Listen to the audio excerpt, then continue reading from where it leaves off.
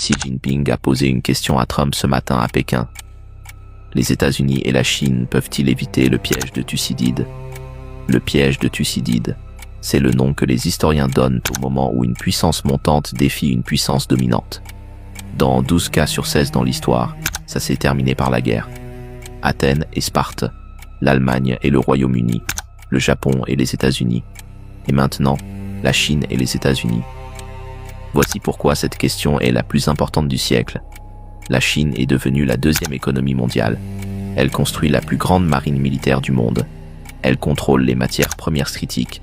Elle domine la production de semi-conducteurs avancés. Et elle étend son influence en Afrique, en Amérique latine et au Moyen-Orient. Les États-Unis restent la première puissance militaire. Mais leur économie souffre, leur société est divisée, leurs alliés les critiquent.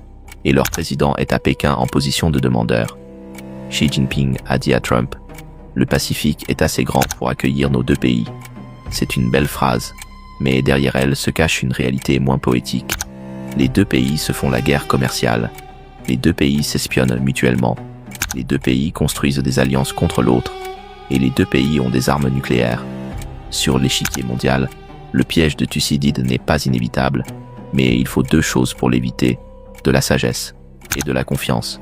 Et aujourd'hui à Pékin, ces deux choses manquent cruellement. Pensez-vous que les États-Unis et la Chine vont finir par entrer en guerre? Oui ou non en commentaire. Partagez cette question concerne l'avenir de tous nos enfants. Abonnez-vous à l'échiquier mondial.